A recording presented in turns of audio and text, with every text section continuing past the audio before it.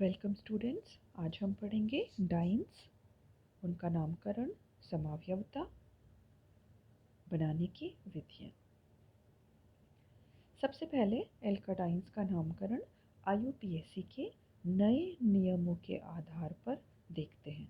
ये बहुत कम किताबों में नए नियमों के आधार पर IUPAC का नामकरण दिखाया गया है। तो आज हम डाइन्स का नामकरण IUPAC के नए नियमों के आधार पर पढ़ते हैं। सबसे पहले नामकरण करने के लिए दोनों द्विबंध युक्त लंबी कार्बन श्रृंखला का चयन करते हैं। उसके बाद नंबरिंग या क्रमांकन करते समय कार्बन श्रृंखला का उस सिरे से क्रमांकन करते हैं जिस ओर से द्विबंध को न्यूनतम अंक मिलते हों। उसके बाद मुख्य श्रृंखला से जुड़ी सभी पार्श्व श्रृंखलाओं को, साइड चेन्स को, उनकी स्थिति पोजीशन के साथ अंग्रेजी क्रम में लिखकर दोनों डबल बॉन्ड्स की पोजीशन या स्थिति लिखते हैं। उसके बाद मुख्य श्रृंखला में कार्बन परमाणुओं की संख्या को दर्शाने वाला मूल या रूट नाम लिखते हैं और फिर अंत में डाइन लिखते हैं। ध्यान देने की बात यह है, IUPAC के नए नियमों में द्विबंधों की स्थिति मूल नाम के बाद दर्शाते हैं और अंत में डाइन लिखते हैं। कुछ उदाहरण देखते हैं जिससे आपको ये सारे नियम बिल्कुल स्पष्ट हो जाएंगे। तो सबसे पहला उदाहरण है हमारा 1,3-ब्यूटाडाइन।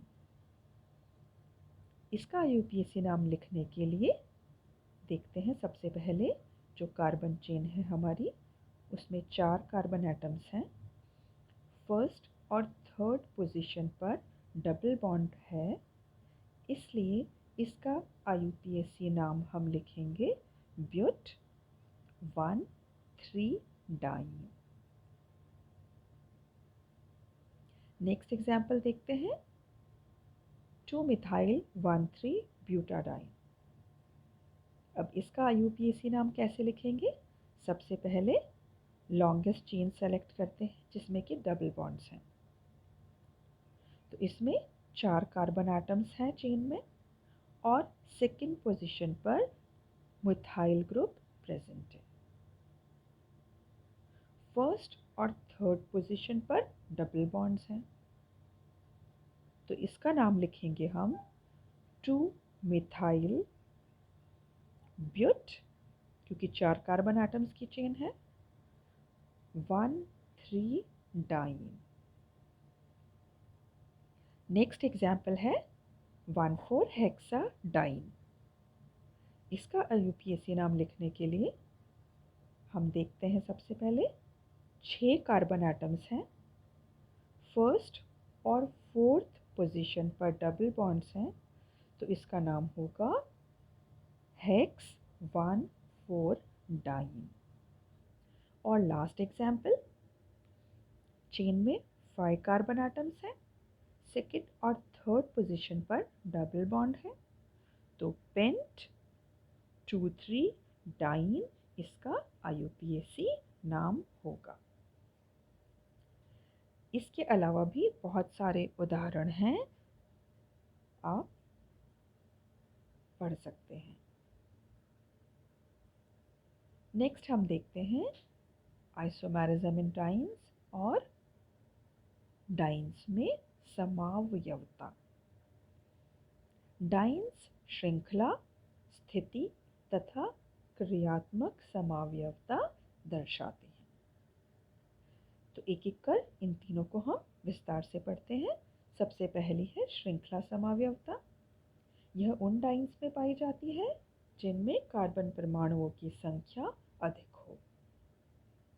उदाहरण के तौर पर यहाँ पर आइसोप्रेन और 1,3-पेंटाडाइन का एग्जाम्पल लिया है हमने। ये दोनों परस्पर श्रृंखला समावयवी हैं। नेक्स्ट है स्थिति समावयवता। 3 प्रकार के डाइन्स हमने इसके पहले वाले वीडियो में विस्तार से पढ़े थे। वो है संचयी एल्काडाइन, संयुग्मित एल्काडाइन और विलगित एल्काडाइन्स। ये परस्पर स्थिति समावयवी हैं क्योंकि द्विबंधों की सापेक्ष स्थिति के आधार पर ही इनका वर्गीकरण किया गया है और इन तीनों को हमने विस्तार पूर्वक पहले पढ़ा है। और लास्ट है क्रियात्मक समावयवता। ये एल्काइनों और साइक्लोएल्कीनों के साथ क्रियात्मक समावयवता प्रदर्शित करते हैं। तो एल्काडाइन्स, साइक्लोएल्कीन और एल्काइन आपस में क्रियात्मक समावयवी होते हैं। एक एग्जाम्पल से हम देखते हैं। तो अतः सूत्र C4H6 से हम निम्न समावयवी यौगिक लिख सकते हैं।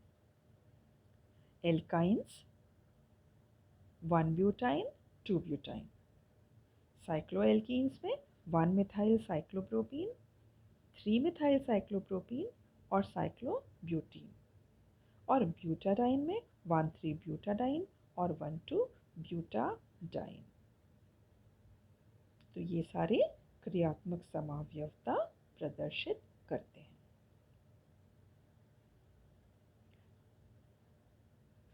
नेक्स्ट हम पढ़ते हैं methods of formation of isolated dance.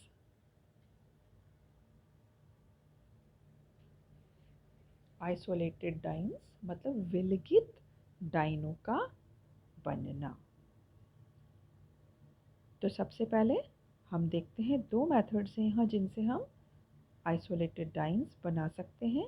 पहला मेथड है वुड्स अभिक्रिया द्वारा या बाय वुड्स रिएक्शन। ईथर की उपस्थिति में जब एलिल क्लोराइड की धात्विक मैग्नीशियम के साथ अभिक्रिया होती है तो 1,5-हेक्साडाइन बनता है। तो इक्वेशन में देखिए, एलिल क्लोराइड की मैग्नीशियम के साथ रिएक्शन है, MgCl2 निकलता है और 1,5-हेक्साडाइन बनता है। नेक्स्ट है 1,5-डाइब्रोमोपेंटेन के विहाइड्रोजनीकरण से विलगित डाइन्स का बनना। जब 1,5-डाइब्रोमोपेंटेन की अभिक्रिया अल्कोहलिक KOH के साथ कराते हैं तो 1,4-पेंटाडाइन बनती है। तो ये 2 मेथड्स ऑफ प्रिपरेशन हैं आइसोलेटेड डाइन्स के। अब हम पढ़ते हैं methods of preparation of cumulated alkadienes. तो सबसे पहले देखते हैं प्रोपाइन से क्यूम्युलेटेड एल्काडाइन्स या संचयी एल्काडाइन। तो उसका एग्जाम्पल है एलीन। तो देखते हैं प्रोपाइन से एलीन का बनना। जब प्रोपाइन को अल्कोहलिक KOH के साथ गर्म करते हैं तो एलीन प्राप्त होती है और इसमें प्रोपाइन का पुनर्विन्यासीकरण या रीअरेंजमेंट हो रहा है। देखिए reaction. Second method of preparation है फ्रॉम 1 to 3 ट्राइब्रोमोप्रोपेन। 1 to 3 ट्राइब्रोमोप्रोपेन को सॉलिड KOH के साथ गर्म करने पर 2,3-डाइब्रोमोप्रोपीन बनती है जो कि मिथेनॉल सॉल्यूशन में जिंक डस्ट के साथ क्रिया करके एलीन्स या प्रोपाडाइन बनाती है। तो इक्वेशन देखिए आप।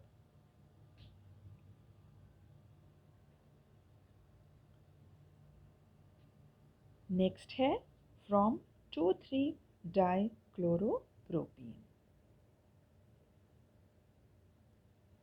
जब इथेनॉल में 2,3-डाइक्लोरोप्रोपीन को जिंक डस्ट के साथ गर्म करते हैं तो भी हमें एलीन्स मिलती है। तो इक्वेशन देखिए, सिंपल है। और लास्ट है हमारी method of preparation from alkenes. Alkene को ब्रोमोफॉर्म और KOH के साथ जब हम क्रिया करवाते हैं तो डायब्रोमो साइक्लोप्रोपेन डेरिवेटिव बनता है, जो ईथर में मैग्नीशियम के साथ क्रिया कर एल्काडाइंस बनाते हैं।